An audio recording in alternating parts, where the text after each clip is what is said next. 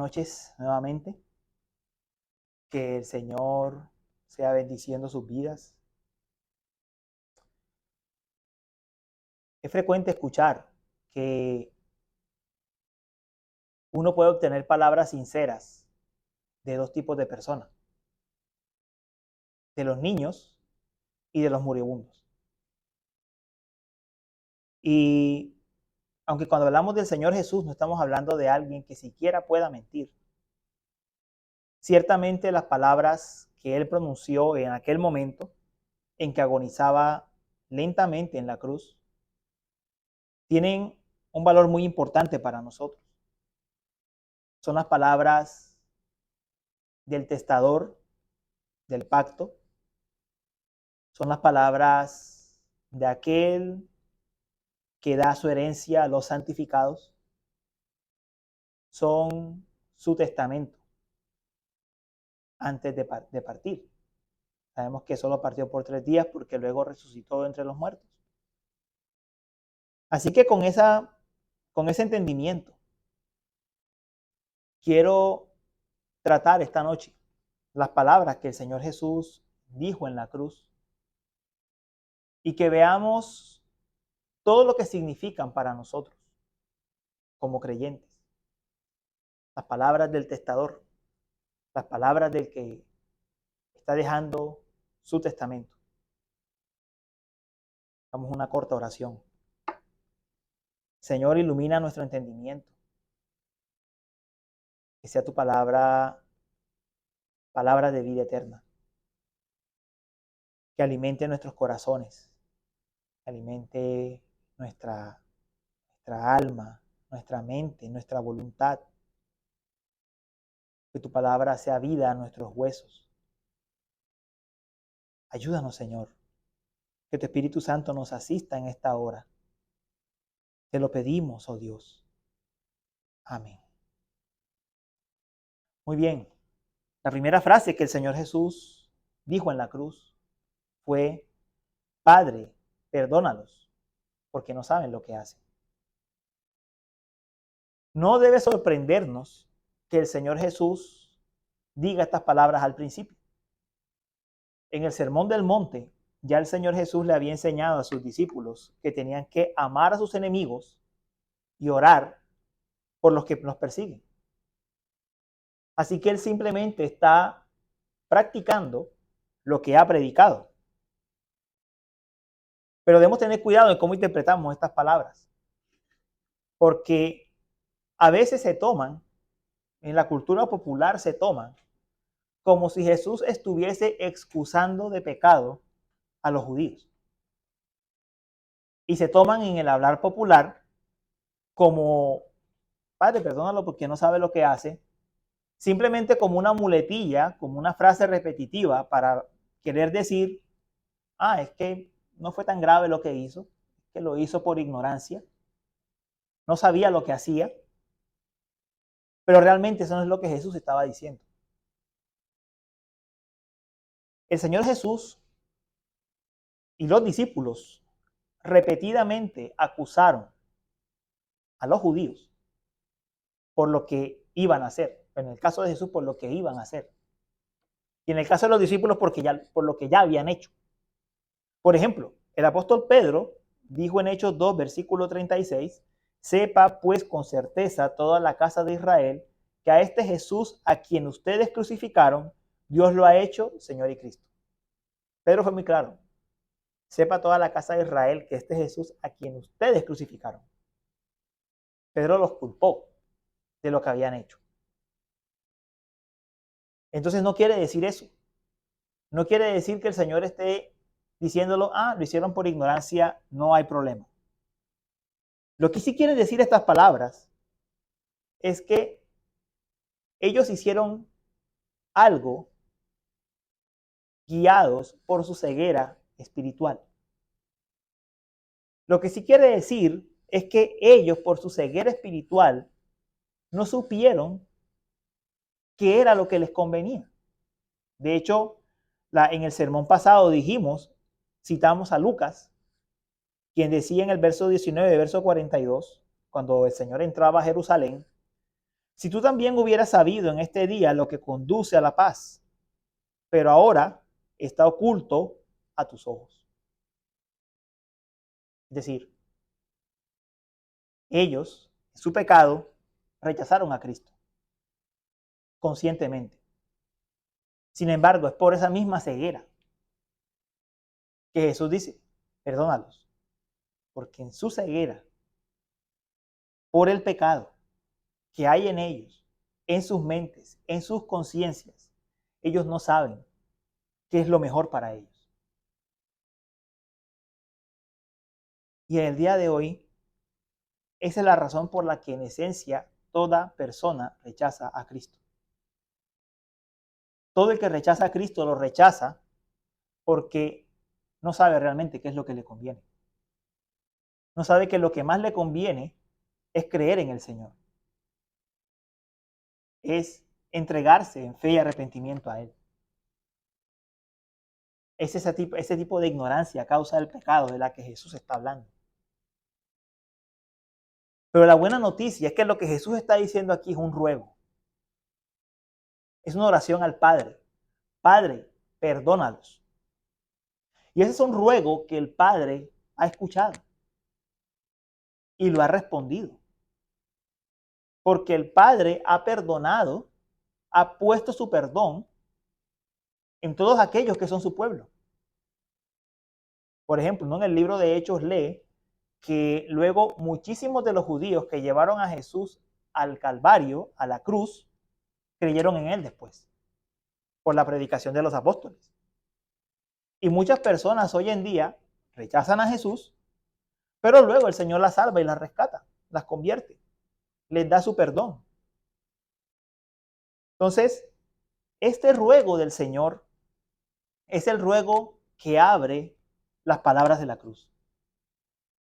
Es como si el Señor Jesús estuviese diciendo, Padre, yo te ruego que todas estas personas que en este momento me rechazan, tú apliques la obra que yo estoy haciendo para que sean perdonados. Es como si Jesús estuviese diciendo eso. Y entonces, ahí viene la segunda palabra. La segunda palabra es una respuesta en vivo.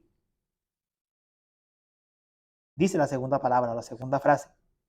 De cierto te digo, hoy estarás conmigo en el paraíso. Están dos ladrones al lado de Jesús. Dos personas que pasaron toda su vida cometiendo toda clase de fechorías. Dos personas que tal vez escucharon en algún momento la predicación de Jesús. Y resulta que mientras Jesús está ahí colgado con estos dos ladrones, la multitud le gritaba a Jesús y le decía, a otro salvó, a él mismo no puede salvarse. Rey de Israel es, que baje ahora de la cruz y creeremos en él. Eso le decía a la gente. Y resulta que uno de esos ladrones toma las mismas palabras de la gente y le dice a Jesús, ¿no eres tú el Cristo? Sálvate a ti mismo y a nosotros. Este ladrón acusa también a Jesús y le dice lo mismo. Sálvate tú. Si eres el Cristo, sálvate tú y sálvanos a nosotros. Pero entonces, aquí viene, como les digo, la respuesta a la primera frase. Porque resulta que el otro ladrón, que no era muy diferente a este, que habían vivido más o menos el mismo tipo de vida, este otro ladrón cree. El Señor le da el creer. Y le dice al ladrón que estaba al otro lado de la cruz. Y quiero que se piensen en la escena por un momento porque esto no tuvo que ser fácil. Ellos están colgados, los tres. Jesús está en el medio. El otro ladrón ha hablado mal de Jesús. Y el otro ladrón, para poderle hablar al del otro lado, tiene que hacer un esfuerzo muy grande. Tiene que básicamente inclinar el cuerpo hacia adelante, y eso significaba lastimarse los pies en la cruz. Tiene que inclinar su cuerpo hacia adelante para poder hablarle al otro. Lo hace. Y las palabras que le dice son, nosotros a la verdad recibimos esto justamente, porque recibimos lo que merecemos por nuestros hechos, pero este nada malo ha hecho. Está reconociendo que Jesús es inocente, que Jesús no tiene que estar allí en la cruz, no tiene culpa. Y entonces mira a Jesús y le dice, Señor, acuérdate de mí cuando vengas en tu reino. ¿Qué ruego? ¿Qué ruego? Porque está reconociendo que Jesús es el rey. Está reconociendo en ese momento que Jesús es el rey. En ese momento en que Jesús parece derrotado, en que no parece un rey. A ver, no estamos hablando del momento en que estaba montado en el pollino entrando a Jerusalén. Estamos en el momento en que está en la cruz y parece que está derrotado. En ese momento, el ladrón le dice, acuérdate de mí cuando vengas en tu reino. Lo reconoce como el Mesías de Israel, lo reconoce como el Cristo. Pero además, este ladrón no le pide casi nada a Jesús. Los discípulos peleaban por un lugar en el reino. ¿Quién va a ser el mayor? Se peleaban entre ellos. La mamá de Santiago y de Juan peleaban a ver, Señor, dale a mis hijos el mejor lugar en el reino. Este ladrón ni siquiera le pide entrar al reino. Tan solo le dice, acuérdate de mí. Mírame de lejos. Siquiera cuando vengas en tu reino, siquiera mírame de lejos. Acuérdate que yo existo. Él sabe que ni siquiera es digno de entrar.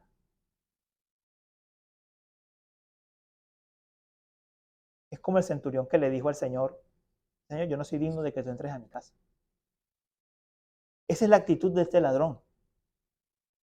Y el Señor le responde. Aquí está el perdón que pidió en la primera frase. En verdad te digo, hoy estarás conmigo en el paraíso. Es decir, no lo vas a ver de lejos. No vas a esperar a que algún día yo regrese para entrar en el reino, sino que ya, en este momento, cuando yo pase a la presencia del Padre, tú vas a estar conmigo allí. Aquí no hubo obras, aquí no hubo bautismo, aquí no hubo cena del Señor, aquí no hubo memorización de la Biblia, ni oraciones, ni ayunos. Fe, la obra de la gracia de Dios. Jesús había dicho, Padre, perdónalos porque no saben lo que hacen. Y el Padre obró por su espíritu en este ladrón y produjo la fe para que creyera en él. El Evangelio de Juan es muy claro que esos dos ladrones no creían antes de que pasase eso. El Evangelio de Mateo, perdón. Porque dice que los dos ladrones lo insultaban. Así lo dice Mateo. O sea, esto que relata Lucas pasó después.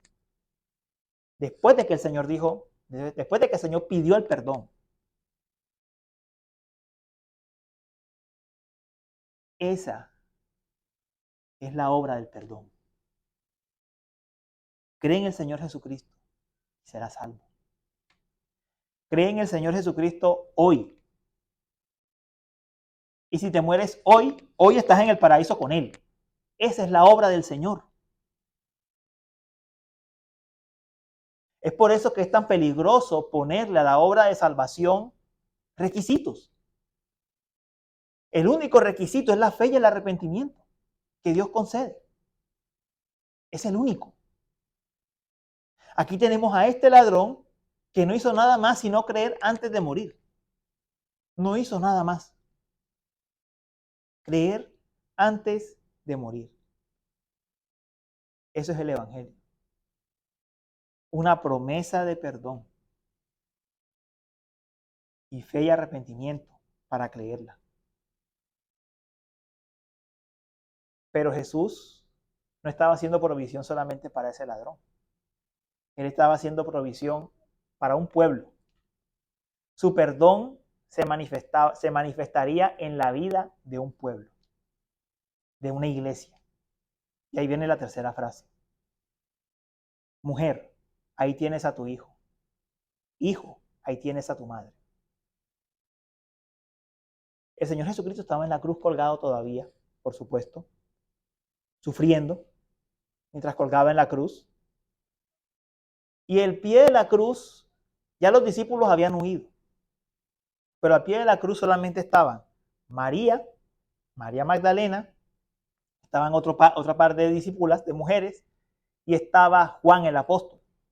Eran los únicos que estaban al pie de la cruz. El Señor está allí colgado, sufriendo en su humanidad. Recordemos que Jesús es hombre plenamente. Él está sufriendo en su humanidad. Pero a él le preocupan en ese momento dos cosas. Una madre que se va a quedar sin su hijo y un chico, porque Juan el apóstol era el menor, y un chico que se va a quedar sin su hermano mayor. En la relación que tenía Juan el apóstol con Jesús era como la del hermano mayor y el hermano menor. Se van a quedar sin un hijo y sin el hermano mayor.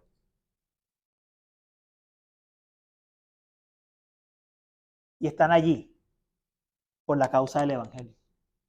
Están allí porque creen en el Señor. Lo están acompañando ahí al pie de la cruz. Este es un Mesías derrotado, los discípulos han huido, ellos están ahí. Porque confían en él. Y Jesús mira a su madre en medio de todo el dolor. Mira a Juan. Mira a aquellos por los que no podrá cuidar más.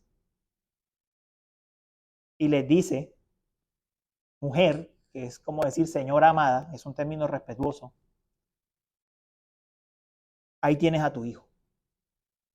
Y le dice a Juan, hijo, ahí tienes a tu madre. Sé para María como un hijo. María, sé como una madre para él. El Señor estaba tomando a estos discípulos. María es su madre, pero es discípula también.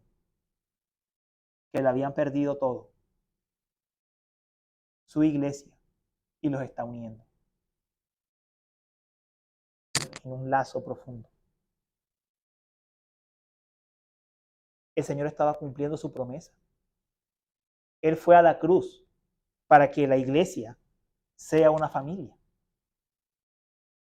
La promesa que el Señor Jesús nos hizo a todos nosotros como creyentes, que hemos tenido que experimentar de diferentes formas, por diferentes situaciones, a causa del Evangelio. La pérdida de nuestra familia, porque la dejamos en nuestros países, porque nos han rechazado a causa del Evangelio, porque la vida nos ha separado por muchas razones. El Señor hizo una promesa para nosotros. Él dijo, en verdad les digo, que no hay nadie que haya dejado casa, o hermanos, o hermanas, o madre, o padre, o hijos, o tierras por causa de mí y por causa del Evangelio, que no reciba 100 veces más ahora en este tiempo, casas y hermanos y hermanas y madres e hijos, y tierras junto con persecuciones, y en el siglo venidero, la vida eterna. La promesa de Cristo es, dejas una familia, te uno a otra familia. Jesús estaba haciendo en la cruz provisión por una iglesia, por una nueva familia, para todos los que creen en Él. Ese mensaje es importante en este tiempo, donde a veces venimos a la iglesia, es con la actitud de ser como consumidores, es como ir al cine. Pagas tu tiquete, te sientas a ver la película y cuando se acabó la función te vas. Y no te vuelves a comunicar ni nada, sino hasta cuando vuelve a ocurrir la nueva función, allí se vuelven a encontrar. Pero eso no fue lo que Jesús creó en la cruz. Él creó una iglesia. Él creó una familia. Él creó la familia de la fe. Y eso fue lo que hizo, con el ejemplo que nos da con María y con Juan. La cuarta frase ocurre cuando la oscuridad cae, cuando la tierra queda en tinieblas, tiembla, y ahí muchos se empiezan a dar cuenta que esto no es un juego. El Evangelio de Marcos nos dice, por ejemplo, que un centurión romano, no judío, que dijo verdaderamente este es el Hijo de Dios. Personas se dieron cuenta que lo que estaba pasando allí era serio. No era normal que se oscureciera a mediodía y no era normal que pasara todo eso. Y de repente, en esa oscuridad, yo quiero que imaginen la escena. En esa oscuridad se escucha un grito y todos saben de quién es esa voz. Y ese grito dice, Eloi, Eloi, lama sabactani. Dios mío, ¿por qué me has abandonado? Las tinieblas caen, pero no sobre los pecadores. Las tinieblas caen sobre Cristo. Dios mío, ¿por qué me has abandonado? ¿Y qué significa eso? Bueno, yo quiero decir primero lo que no significa. No significa que literalmente el Padre abandonó a Cristo. Eso no puede ocurrir por dos razones. La primera, porque Cristo es Dios, es la segunda persona de la Trinidad. Jamás puede separar a las tres personas de la Trinidad. No es una separación lo que ocurrió allí. La segunda razón es que Cristo es como hombre, perfecto, sin pecado, lleno del Espíritu Santo. El Padre no puede sencillamente abandonarlo a él. Entonces, ¿qué es lo que significa esto?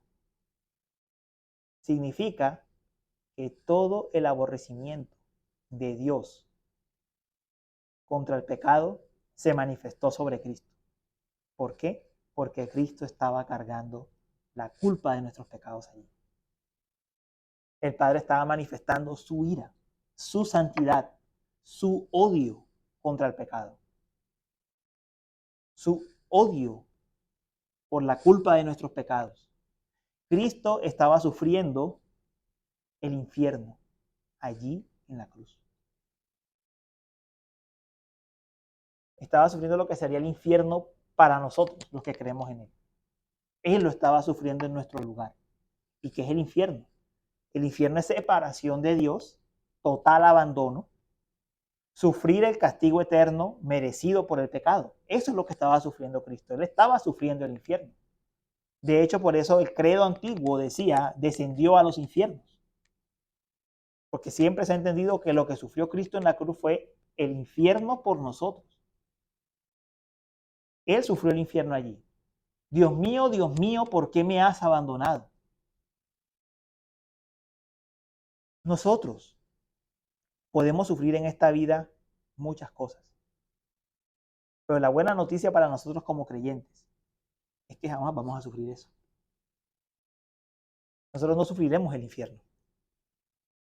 De hecho, nuestra experiencia va a ser más bien como la del ladrón. El paraíso abierto para nosotros. Entonces,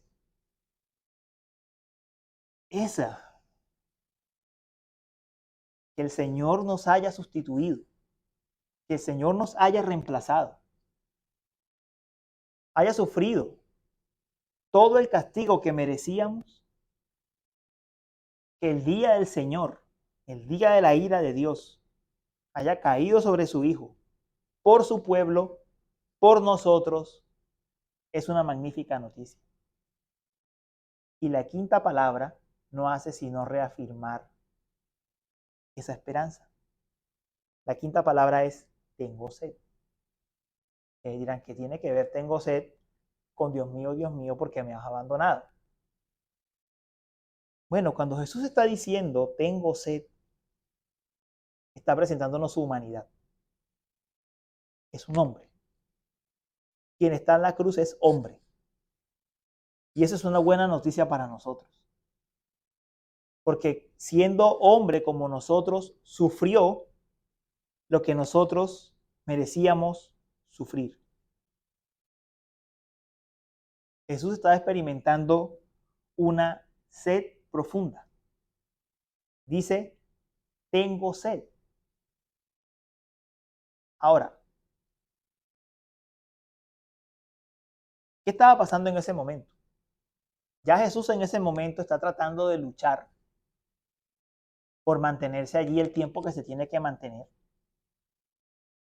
Ya les explicaba con el otro ladrón que en la cruz la única manera que ellos tenían para poder sacar la cabeza, en este caso de Jesús, tomar aire, era que tenían que apoyarse sobre los pies que estaban clavados sobre un clavo y de allí impulsarse para poder tomar aire.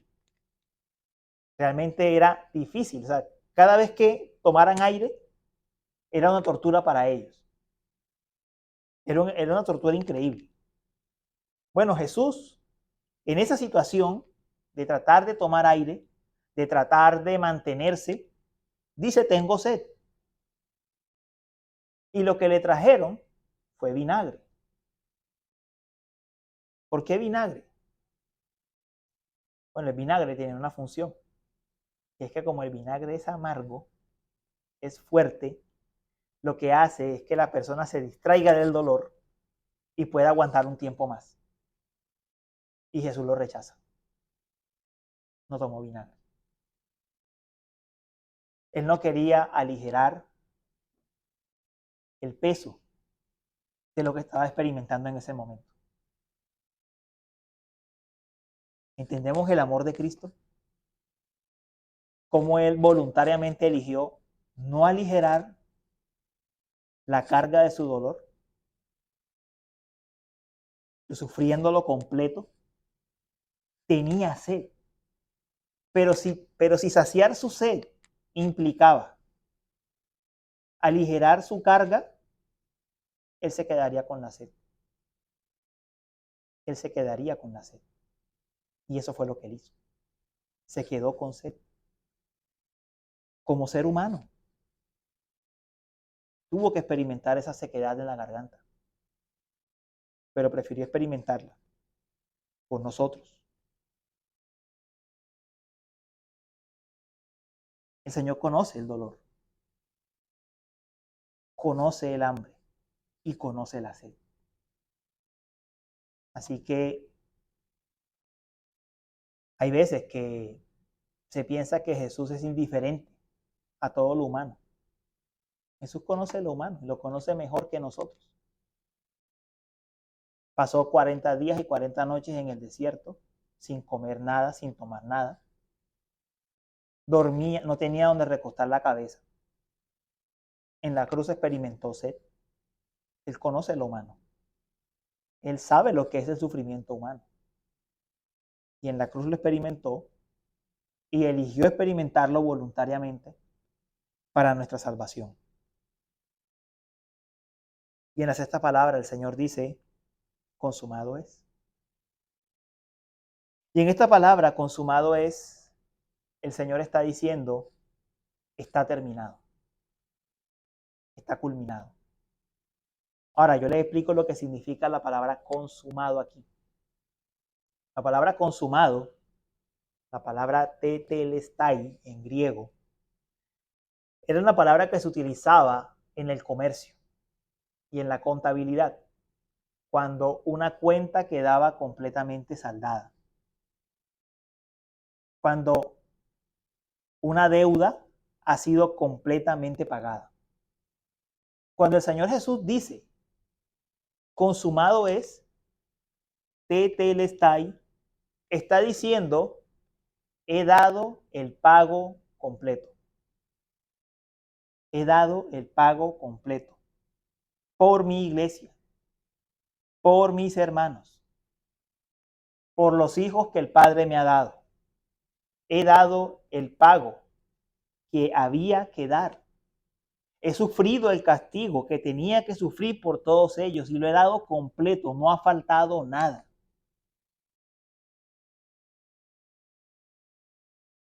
Hermanos, es por eso que es tan ofensivo para la cruz de Cristo, ante la cruz de Cristo, siquiera llegar a decir o llegar a pensar que hace falta algo para nuestra salvación.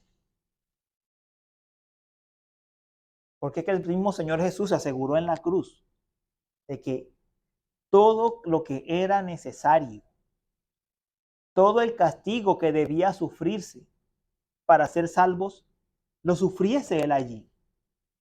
Él diese el pago completo allí.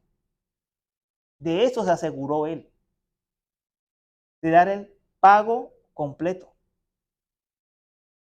Yo he escuchado predicadores decir, el Señor pagó la primera parte, pero ahora te toca a ti.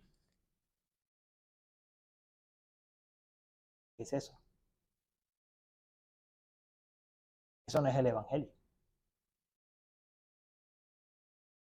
El Señor en la cruz nos dice, con esa corta palabra, consumado es, ¿qué es el Evangelio? Todo quedó pagado, todo quedó saldado. Y tenemos el ejemplo vivo que acabamos de mencionar del ladrón. Todas sus deudas quedaron saldadas, pagadas. Fue salvo en ese momento. Vería el paraíso. Sin ninguna obra adicional. El Señor estaba dando el pago completo por nosotros. Por eso podemos estar seguros y tranquilos, confiados en el Señor, de que nada nos falta para nuestra salvación. Él todo lo pagó. Aquí un consejo. Satanás, en nuestras conciencias hay culpas. Culpas pasadas. Por cosas que hicimos o que dejamos de hacer. Satanás puede usar eso para tratar de llevarnos a la desesperación y que pensemos, tal vez no soy salvo, tal vez Dios no me quiere, tal vez el Señor se ha olvidado de mí y yo no merezco el amor de Dios. Solo recuerde estas cortas palabras. Consumado es. Solo recuerde, mire la cruz y recuerde estas palabras. Consumado es. Todo está pagado. Si ha confiado en Cristo, todo ha quedado perdonado. Todo ha quedado perdonado. ¿Tendremos que lidiar con la culpa que el enemigo intente colocar? Sí, tendremos que luchar con la culpa. Pero eso no significa que el Señor nos esté culpando. Es una acusación enemiga. Es una acusación enemiga. Y tenemos que rechazarla cuando ocurra. Y la última palabra. Padre, en tus manos encomiendo mi espíritu. Después de haber dicho, está todo pagado, Jesús está diciendo, Padre, estoy listo para irme. Los evangelios nos dejan ver que la muerte de Jesús duró relativamente poco. La crucifixión de una persona podía mantener la persona colgada desde un día hasta 3. Jesús solo duró 6 horas. ¿Por qué solo duró 6 horas? Porque Él entregó su vida voluntariamente. Eso es lo que quiere decir. Como Él dijo, nadie me la quita, sino que yo mismo la pongo y yo mismo la tomo. Este mandamiento recibí de mi Padre, dice en Juan capítulo 10. Él puso su vida voluntariamente. Y en el momento en que tenía que terminar su vida, terminó. Terminó más pronto de lo usual. Y como terminó más pronto de lo usual, como lo hizo voluntariamente, los judíos, como no querían quebrantar el Shabbat, cuánta hipocresía, lo iban a bajar para quebrarle las piernas, para que muriera más rápido. Pero él ya había entregado su vida. Y no pudieron quebrarle ni una pierna, ni un hueso, cumpliendo con lo que decía el Antiguo Testamento, que ni un hueso le sería quebrado, ni un hueso le sería quebrantado. ¿Por qué? Porque él entregó su vida y en el momento en que tenía que irse, se encomendó al Padre y se fue y expiró. La pregunta aquí es, ¿tenía Jesús el poder para no morir en la cruz? Cuando leemos esta última palabra nos damos cuenta que sí. Jesús tenía el poder para no morir en la cruz. Esta última palabra nos demuestra que todo fue voluntario. Él entregó su vida cuando quiso y murió cuando quiso, cuando completó su obra por nosotros. Justo cuando completó su obra por nosotros. Cristo sanó a otros. Cristo resucitó muertos. Cristo tenía el poder para bajarse de allí y para no morir. Pero no lo hizo así. Entregó su vida porque nos convenía a nosotros que muriese, dando el precio. Mis hermanas, mis hermanos,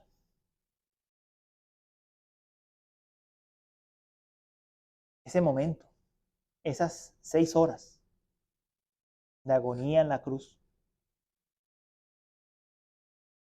nos muestran en estas palabras todo lo que la obra de Jesucristo significa para nosotros.